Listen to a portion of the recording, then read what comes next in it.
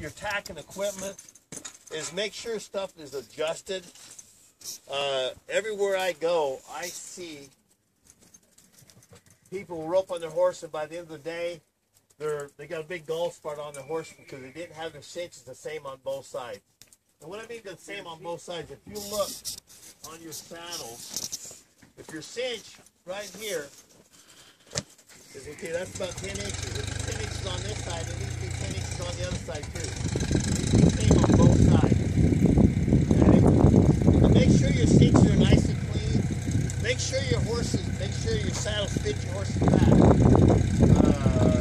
Clear here. Where's my young right here? Hey, come up here for a second. You guys, I want to show you this. I'm not using this. You can tell your mom later. But like right here, I noticed this. When I see this horse's back right here, this saddle is real narrow, but not narrow enough. See down this horse, he's got a cutout. That deal right here happened 100 times. Okay? You see what I just did right there? That snap hooked to that bridle rein right there. Now he has to move this horse out that way. He's gonna have problems. Okay? So let's saddle him. My back seat second. In case anything ever happens, my horse runs off. My front seats are still holding here. Okay? Now on all of my saddles, every saddle that I own, and I ride a coat saddle. They're very expensive, but they're nice. Every one of my saddles comes with this is probably the most important part on your saddle right here. If this breaks, your 25-year-old horse bucks you off. Okay? So, if you're gonna, what I do, every saddle I get, I'll take a piece of nylon cord, punch a hole through my back cinch, and then I'll put a piece of nylon cord. You can use hay string if you want. The worst thing we do, we have little bitty snap. They're probably the cheapest snap on our whole saddle. You guys try to move this way as close as you can. He will run over you.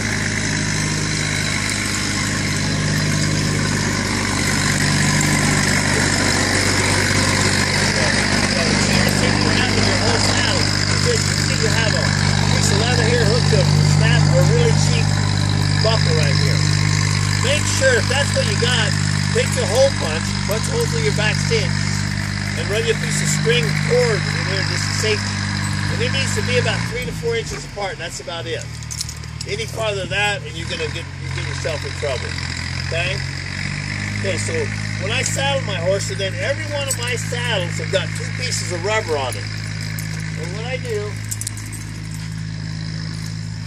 I got them made right here. These are my high-dollar rubber things.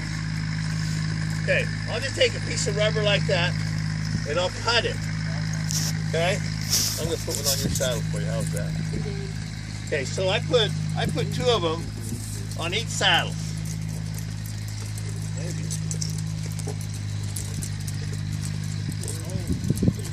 Okay, then I just tie it. What I do is I tie a square knot right here. You learn that in Boy Scouts, right? Or Girl Scouts. I just cut the ends of them off right there. This is Mark, you've been to my school right here. Okay, so what I do with those, I hide them right down there like that. Every one of my saddles got 2 of them on it. And they're probably the cheapest thing I got on my whole saddle. Here's what I do with that. On this side, when I leave the barn in the morning, I take my bridle and I hang it right here. And I don't hang it like this. I hang it right here and over there. I got a $300 headstone. If I go into the arena and all of a sudden my horse rubs up against the post, guess what it breaks? A piece of rubber. Okay? And I got another one on the other side for this $50 rope that I bought. I put it right here like this. Take this deal and put it right there. That way, when I go to the arena, I got my bridle on one side and my rope on the other side. Or if I'm going to, say, load up at Brandon's house, I'm coming down here to rope. To make sure I don't forget my bridle, put one on one side, get my rope on the other side, I'm ready to go. Okay? Okay, so, once I got all my tack adjusted, good thing this horse is gentle, huh? Okay, and adjusting your tie downs and stuff, there's 2 different tie downs. There's either a leather tie down or there's a rope tie down. Depends on the horse what you have on him. Myself, I use the leather tie downs quite a bit. If I want more rating, if I got a horse that's real chargy and wants to kind of run through my hand, I'll put more tie down on him. Now, the only time I use the tie down is when I'm in the arena roping. If I'm going to go out here, go gather cattle or something, I'm not going to put a tie down on my horse. The only time I put a tie down on is if I'm in the arena roping. Now, when I put my bit on, I always take my fingers right here like this, and putting your bit on and taking your bit off is both of it's important, okay? A lot of times when I take my bit off, I'll take my bit off the horse, and I let the horse let it drop out of his mouth, okay? Otherwise, if you try to jerk it out of the horse's mouth, bangs on his teeth, pretty soon he's not going to like that, and he's not going to like taking a bit, okay? Put my fingers here, just lightly put it in his mouth. Down there.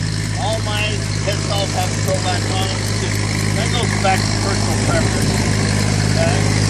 Now, when I saddle my horse, I put my saddle on. First thing I do, I take the front of my saddle and pull it up here like this. So it's not pulling on his mane hairs when I got him cinched up. Okay? Once I go from there, I start out with my front cinch first. I don't ever cinch him real tight. I'll cinch him just pretty snug at first. Okay. So just snug right there like that, not too tight. I had a mare this winter that if you put her too tight, she'd lay down. A little cinchy right there. And usually when I'll saddle them up, and I don't ever just jump on them right off bat.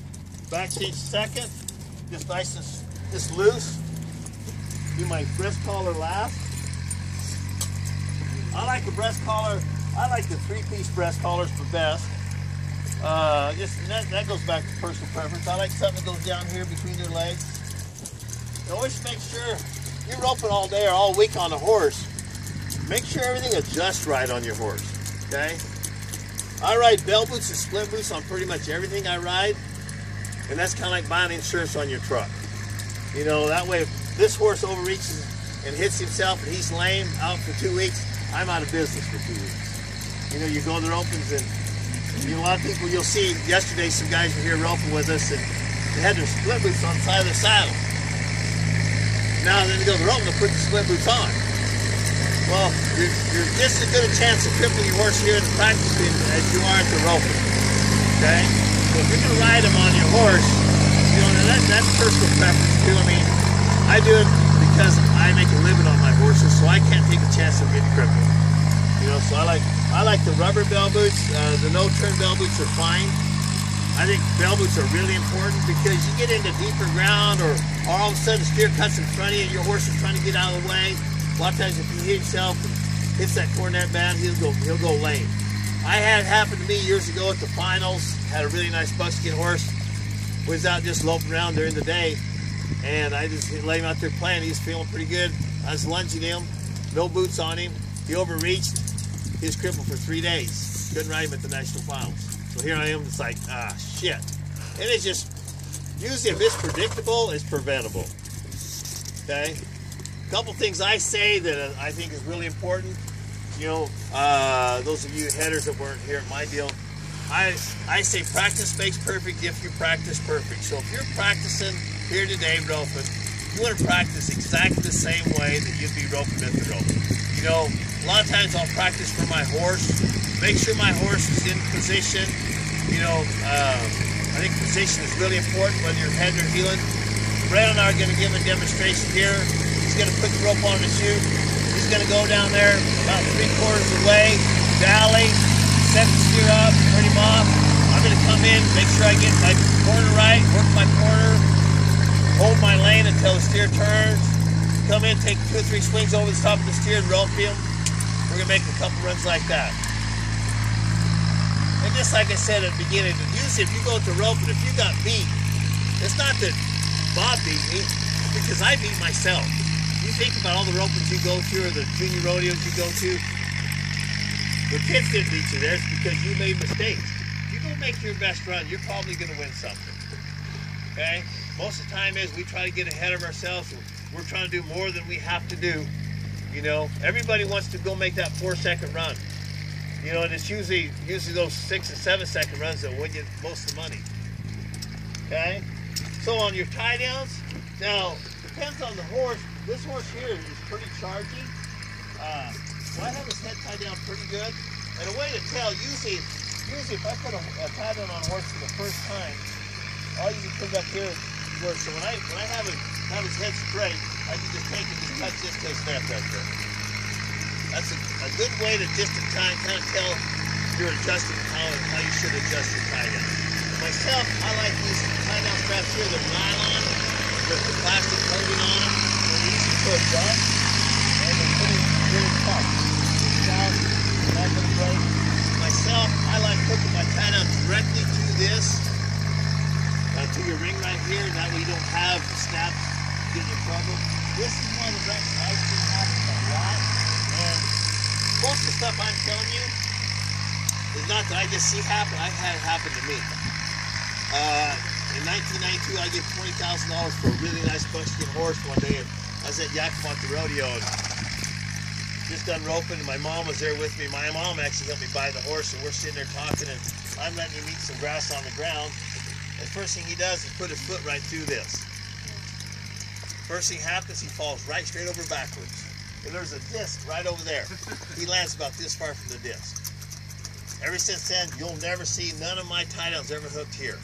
If I'm going to unhook my tie down, I'll hook it up here somewhere, someplace where it'll break loose, or you can hook it back here like this.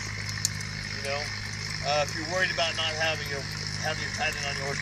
Usually, when I leave the trailer, I hook my tie down up. If I'm going to ride all day or rope all day, my tie down stays like that. Okay?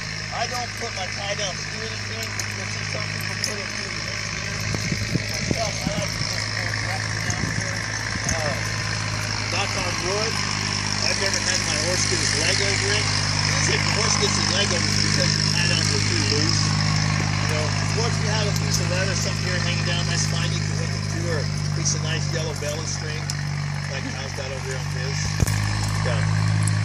Any questions? You know, make sure when you guys rope, make sure you're good and warmed up. Guys and gals, make sure that your horses are cinched good and tight. A lot of times I'll go to the rope and I see people, they have their front cinch good and tight, and that back cinch is down there like that. As soon as that first jerk comes, this is what happens. It rolls up here like that. And just think about those bars of that saddle sitting in that horse's withers. You want to make sure when you guys cinch your horses up, you know, I like to cinch them good and tight. I'll warm them up a little bit. Like this horse here, I'll warm it up a little bit. Then I'll re-cinch you. Cinch you up a little tighter. Okay? And I mean, like when you're roping like here, we're going to be roping for an hour and a half. Those horses can stay cinched up for that hour and a half. It's not going to hurt them. When you're done, like we go to lunch, you know, put your halters on your horses, loosen your horse up. When I loosen my horse up, I make sure all my cinches have a tongue on them. I make sure that I put that tongue in there and I'll pull it back tight. So then it stays in there, it's not loose. Or if I load him up in a trailer to haul him, I'll make sure that my tongue is in there so my saddle, I don't need my saddle to be turned upside down that way. Most of this stuff is, like I said, it's predictable, it's preventable. If you can predict something's going to happen, it's probably going to happen. Okay? So what we're going to do now